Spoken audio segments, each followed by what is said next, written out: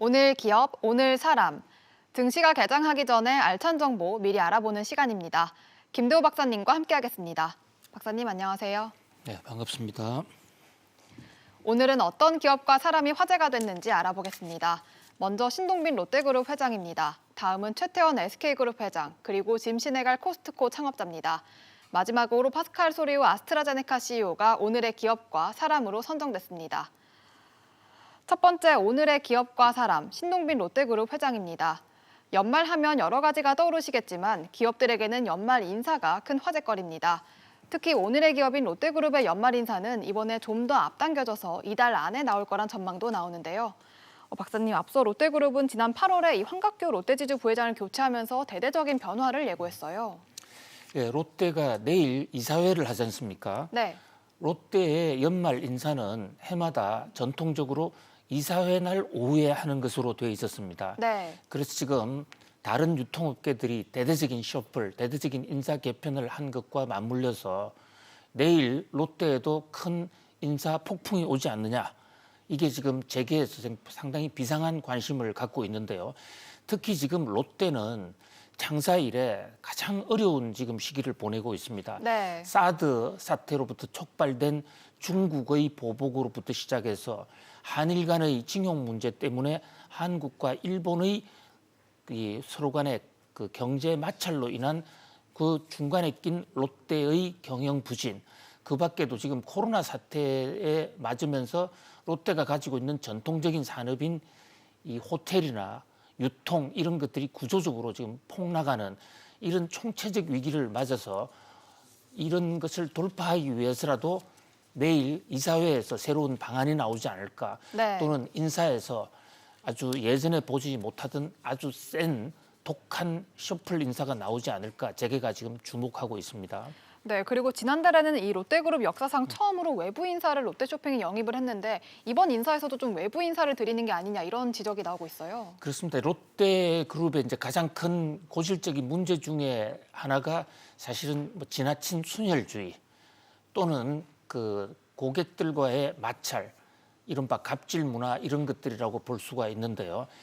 물론 순혈주의의 장점도 있겠지만은 그러나 그동안에 이 롯데가 성장해왔던 환경과 앞으로 헤쳐가야 될 환경이 워낙 다르기 때문에 네. 외부에서 좀 인재를 과감하게 발탁해야 된다라는 그런 지적이 있습니다. 이마트 신세계의 경우에도 정용진 회장이 경영에서 상당히 손을 많이 떼고 이 외부 전문가들을 대거 기용하지 않았습니까? 네. 그런 면에서도 이번에 과연 어느 정도 임원을 교체할 것인지 순혈주의를 어느 정도 깰 것인지 또 문책 인사도 상당하게 있을 것 같아요. 네. 각 부분별로 지금 롯데가 4개 부분이 있는데 잘 아시는 대로 유통, 호텔, 식품, 또 화학 이렇게 있지 않습니까? 근데 어느 하나 지금 성한 곳이 없거든요. 그런 면에서 과연 신동빈 회장이 어떤 카드를 낼 것인지 상당히 주목됩니다.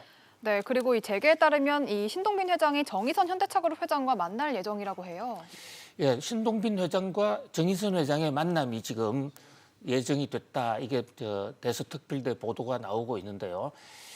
현재 지금 이 신동빈 회장은 화학업계, 유통업계의 사실상 강자라고 할 수 있는데 지금 정의선 회장이 현대차를 맡은 이후에 이른바 이 CEO 외교, CEO 딜이라고 그럽니까? 네. 직접 회장이 나서서 다른 회사 CEO와 만나가면서 당면한 문제를 상의하고서 통큰 지금 협상을 해나가는 특히 전기차 부분에서도 배터리 부분의 회장들을 일체히 다 만나면서 상당히 주목을 끌지 않았습니까? 네. 그런데 조만간 이 신동빈 회장을 만난다 이런 지금 보도가 나오고 있습니다. 신동빈 회장과 사실 정의선 회장은 2017년에도 한번 만나서 주목을 끈 적이 있습니다.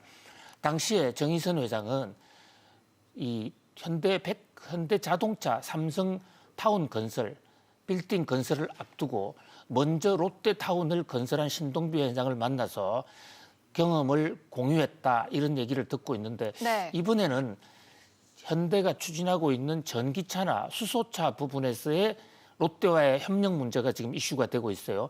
특히 전기차나 이 화학 이 수소차로 갔을 경우에 자동차의 본체 부분에 신형 소재를 이용한 그런 어떤 덩치 부분이 필요한데 롯데 케미칼과의 협력을 할 수도 있지 않을까, 그런 대목에서 과연 어떤 시너지 효과가 나올지 매우 주목되는 순간입니다.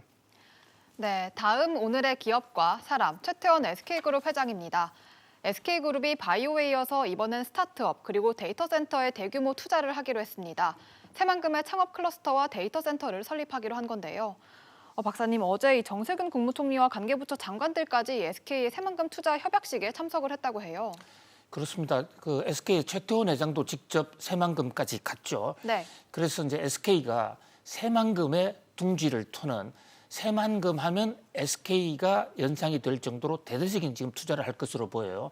현재 지금 계약 체결한 것만 해도 2조가 훌쩍 넘죠. 네. 이 새만금에 창업 클러스터를 만들겠다, 데이터 센터를 구축하겠다는 겁니다. 거기에 여러 스타트업을 할 수 있는 환경을 조성해서 스타트업을 지원하고 거기서 크는 회사들을 세계로까지 인도해주면서 SK와 한번 상생 협력을 해보겠다, 이런 얘기인데요. 네, 이렇게 되면 이 새만금 지역 경제 살리기에도 좀 큰 도움이 될 것 같아요. 그렇습니다. 사실 새만금 인근은 군산의 제너럴 모터스라든지 여러 개 제조업체들이 연이어 규모를 줄이고 또 도산하는 바람에 군산 지역 경제가 상당히 피폐해져 있는데요. 네. 지금 뭐 공교롭게도 정세균 총리도 전라북도 출신이고 또 김현미 장관도 전라북도 출신이죠. 어제도 두 분이 다 나타나셨더라고요. 그래서 전라북도 경제를 좀 살려보자. 전라북도 경제를 살리는 건 전북뿐만이 아니라 사실 국토의 균형 개발이라는 측면에서도 상당히 무게가 실려 있고요. 특히 문재인 대통령이 주도하고 있는 지금 그린 뉴딜을 새만금에서 한번 꽃 피워보자라는 그런 그 뜻이 있습니다. 네. SK 입장에서는 이 2조 이상의 거액을 투자하는 대신에 새만금 일대의 태양광을 SK E&C가 전액 수주를 하는 그런 혜택을 입기도 했거든요. 네. 그래서 SK가 추구하는 이 신환경 전략과도 맞아떨어진다라는 측면이 있습니다만, 또 다른 한쪽에서는 과연 지방으로 스타트업이 과연 얼마나 몰릴지, 현재 정권과 정권의 지나친 눈치 보기를 하는 것이 아니라는 이런 비판도 없지는 않아요. 그러나 어떤 새로운 도전이라는 그런 점에서 기대를 하는 시각도 상당히 많습니다. 네, 이 최태원 회장은 말씀해주신 대로 친환경 정책이라든지 사회적 가치를 중요하게 여기고 또 강조를 해왔는데요. 이 사회적 가치를 추구하는 플랫폼인 소셜 밸류 커넥트, 이를 통해서 다양한 사업을 후원하고 있다고 해요. 그렇습니다. 일단 태양광 에너지를 얻게 되면 SK가 추진해왔던 그동안의 에너지 산업은 상당히 가스라든지 또 경유, 가솔린 이런 쪽이 많았지 않습니까? 그런 것을 이번에 새만금에서의 태양광을 통해서 근본적으로 바꿀 수 있는 그런 어떤 혁신의 동력을 얻을 수 있다. 그런 면에서 나름대로 기대가 큰 것으로 보입니다. 네, 그리고 최근 이 소셜 밸류 커넥트라는 이 플랫폼을 통해서 전시회를 후원하기도 했다고요. 예, 지금 바로 이 TNC가 주최하는 전시회에 SK의 최태원 회장뿐만 아니라 계열기업 전 임원이 동시에 출연을 해서 사장단을 대거 찾았는데요. 그 TNC의 이사장이 김희영 여사입니다. 네. 잘 아시는 대로 지금 최태원 회장의 사실상의 어떤 그 내연녀라고 볼까요? 제2의 부인이라고도 볼 수가 있는데 지금 노소영 여사하고 이혼 소송 중이지 않습니까? 네. 전시회가 물론 나름대로 의미도 있고 또 전시회 주제를 보면 혐오라는 주제로 해서 이 사회의 혐오를 떨어내는 사회적 가치를 한번 추구해보자는 나름대로 또 거기에 미술가들도 저명 인사들이 많이 참석을 했어요. 그런데 여기에 개인적으로 참석한 것도 아니고 전 회사 사장단을 이끌고 현재 이혼을 하지도 않은 상태에서 내연녀를 만나는 이런 모습은 과연 국내의 우리 국민들이 어떻게 판단할지 그건 좀 한번 두고 봐야 될 일로 보입니다. 네, 세 번째 오늘의 기업과 사람, 짐신해갈 코스트코 창업자입니다. 국내 소상공인들이 코스트코의 배당 정책에 반발하고 나섰습니다. 코스트코 코리아는 총 2,294억 원 규모의 현금 배당을 결정했는데요. 이는 순이익의 2배가 넘는 수준입니다. 박사님, 이 소상공인들은 이 배당 결정을 두고 한국에서 번 돈의 2배 이상을 미국 본사에 돌리고 있다 이렇게 비판을 하고 있어요. 그렇습니다. 지금 코스코의 배당이 미국 뉴욕 증시에서도 또 우리나라에서도 상당히 지금 사회적 이슈가 되고 있습니다. 네. 특히 우리나라의 소상공인들은 코스코가 골목 상권에 침투해서 코 흘리게 돈을 거기서 번 돈, 그 돈을 지금 전액 미국으로 다시 배당을 하고 있다. 네. 한국 시장이 이렇게 만만해 보이느냐 이러면서 정부를 향해서 코스코에 대한 영업 견제를 해줄 것을 지금 강력히 요구를 하고 있는데요. 네, 지금 코스트코 코리아는 미국 본사가 100% 지분을 보유하고 있죠. 그렇습니다. 그러니까 미국의 그 대형 유통업체 코스코 홀딩스라는 회사, 홀세일즈 홀딩스라고 그러죠. 정확히. 네. 이 회사가 100% 출자한 회사이기 때문에 현재 상법상 주주 총회를 통해서 배당을 뭐 몇 퍼센트 하는 자 그것은 사실은 법을 어긴 것은 아닙니다. 특히 지금 코스코는 현재 단 한 번도 미국 본사로 배당을 해본 적이 없어요. 네. 그런 면에서 그동안에 누적 이익이 많았고 그 이익이 이익잉여금 형태로 이익잉여금이 지금 2조가 넘어가거든요. 네. 그러니까 순이익에 비해서 2배 이상의 현금 배당을 하는 것은 맞는데 그러나 자신들의 이익잉여금을 가지고 배당을 하는 거기 때문에 법적으로 비난할 성질은 못 되고요. 오히려 우리 유통업계들이 지금 코스코는 코로나19에서도 왜 이렇게 잘 나가느냐. 한국에서도 지금 영업 수준이 굉장히 좋거든요. 네. 그런 것을 좀 교훈을 삼아서 우리나라 유통업의 경쟁력을 좀 높여야 되지 않느냐. 물론 골목 상권에 진출하는 것에 대해서는 여러 가지 균형의 경제 차원에서 정부가 좀 조처를 해야 되겠지만 특히 롯데를 비롯한 나머지 우리나라 유통업체들이 좀 코스코를 보고 분발해야 될 것이다. 이런 생각을 해봅니다. 네, 그러면 이 코스트코가 코로나19 사태에도 불구하고 실적이 계속 좋았던 이유가 뭘까요? 예, 코스코는 전 세계를 통틀어서 이른바 회원제를 사용하고 있지 않습니까? 네. 회원제의 충성 고객을 갖고 있는 것입니다.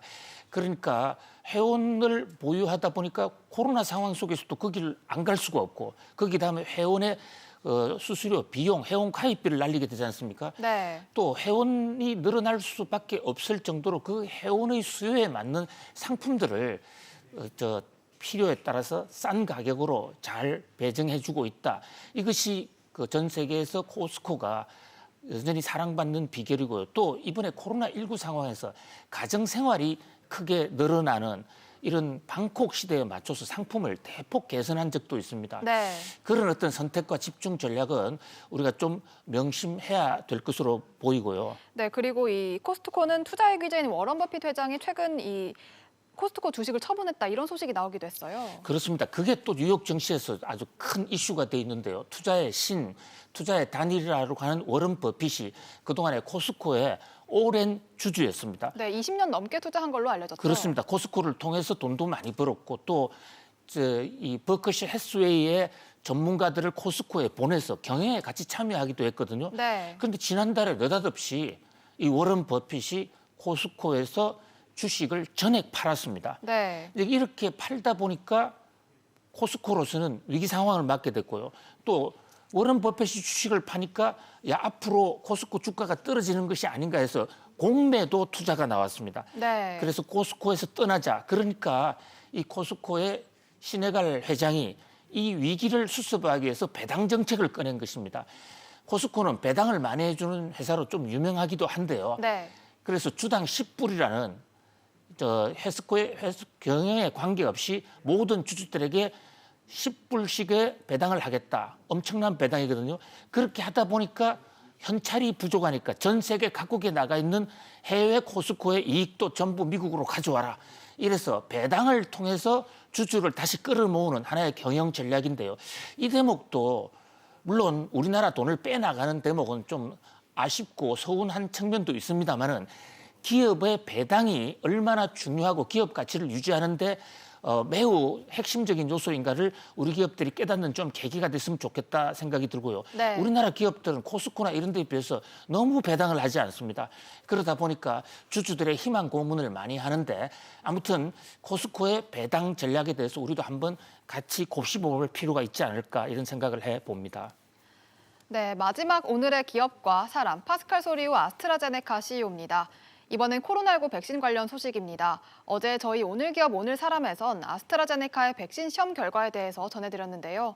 박사님, 그런데 외신을 보면 전문가들이 아스트라제네카의 백신 결과를 두고서 의문을 제기하고 있다고 해요. 예, 블룸버그라든지 월스트리트저널 같은 데서 잇따라 아스트라제네카의 코로나 백신을 과연 믿어도 될 것인가? 네. 코로나 백신 임상에 성공했다고 발표했지만 잘 믿질 못하겠다. 이런 지금 보도를 잇따라 하고 있거든요. 네, 그 이유가 뭘까요? 예, 지금 아스트라제네카가 발표한 결과치를 보면요. 현재 평균 70% 코로나 백신의 효능이 있다고 하지 않았습니까? 네. 그런데 그 평균 70%가 확정치가 아니고 어떤 경우에는 40%, 50%밖에 안 되고 어떤 경우에는 90%가 되는 이 효능의 범위, 레인지가 굉장히 넓거든요. 네, 이 용량에 따라서 효과가 다르다고 해요. 그렇습니다. 그런데 통상적으로 생각할 때 그 백신의 양을 늘리면 효과도 더 높아져야 되지 않겠습니까? 네. 그런데 지금 아스트라제네카의 코로나 백신은 그 반대입니다. 그러니까 이 아스트라제네카의 코로나 백신을 적게 투약하면 코로나 백신의 효과가 굉장히 높고 많게 투자하면 오히려 효능이 줄어들거든요. 네. 물론 의학적으로 우리가 가보지 않은 길이기 때문에 그럴 수도 있다 해서 앞으로 연구의 대상이긴 한데 그러나 현재 우리가 갖고 있는 상식으로서는 도저히 받아들이지 않는 결과고요. 또 아스트라제네카는 그 결과를 지금 발표를 하고 있지 않아요. 네. 그렇기 때문에 지금 의혹이 계속 정폭이 되고 있거든요. 그리고 일각에서는 이 백신 용량을 다르게 투입한 게 실수에서 비롯되는 거다 이런 언급도 나오고 있어요. 그렇습니다. 그 실수로 이제 똑같은 양을 투입을 해서 실험을 해야 되는데 관계자들이 직원들이 실수해서 어떤 경우에는 적게 넣고 어떤 경우에는 많게 넣어서 실험을 해봤는데 그 결과가 거꾸로 이 코로나 백신을 적게 투약한 게 효능이 높다. 이래서 만약에 이 아스트라제네카의 이 위대한 발견이 성공을 거둔다면 직원의 도대체 이해할 수 없는 이 실수가 코로나 백신을 한 번은 적게 넣고 한 번은 많게 넣고 아스트라제네카 백신을 2번 접종합니다. 그래서 그것이 오히려 효과가 있을 수 있는 새로운 발견이 될 수도 있겠지만은 네. 그러나 다른 한편에서는 어떻게 사람 생명과 관련된 것을 관계자의 실수로 적게 넣었다 많게 할 수 있느냐. 그런 면에서 아스트라제네카의 상품을 도대체 신뢰할 수 없다. 지금 아스트라제네카는 우리나라 SK 바이오사이언스에서 CMO 생산을 하기도 한 제품이거든요. 네. 거기다 가격이 싸서 굉장히 기대를 모았는데 싼 게 비지떡이 아닌가라는 이런 얘기도 나오고 있고 또 아스트라제네카는 잘 아시는 대로 2번에 걸쳐서 임상에 대형 사고를 낸 적이 있습니다. 네, 그동안 부작용 논란이 좀 있었죠. 그렇습니다. 그런데 그 부작용 사례에 대해서도 한 번도 발표하지도 않고 이번에 그 임상 결과를 해냈을 때 이 부작용을 이렇게 극복해야 된다. 이렇게 케이스 스터디 결과를 발표해야 되는데 그뿐만이 아니라 아스트라제네카는 이번 임상에 관한 뭐 어떠한 통계 자료도 지금 내놓고 있지 않습니다. WHO나 미국의 FDA에서도 왜 자료를 내놓고 있지 않은가 하는 지금 의심의 눈초리를 보고 있는데요. 아무튼 모더나와 화이자도 마찬가지지만 현재 코로나 백신이 완성이 된 것은 아닙니다. 중대한 실험 과정에서의 발전은 있었지만 완벽하다고는 볼 수가 없고 그런 면에서 계속 지켜봐야 될 것으로 보이고요. 특히 우리나라 코로나 백신 만드는 업체들 지금 일상하고 있는데 빨리 좀 당겨서 우리도 내년 초에는 메이드 인 코리아의 코로나 백신을 좀 맞을 수 있었으면 하는 그런 바람이 간절합니다. 네, 지금까지 오늘의 기업과 사람 알아봤습니다. 내일도 알찬 정보로 돌아오겠습니다. 박사님 감사합니다. 고맙습니다.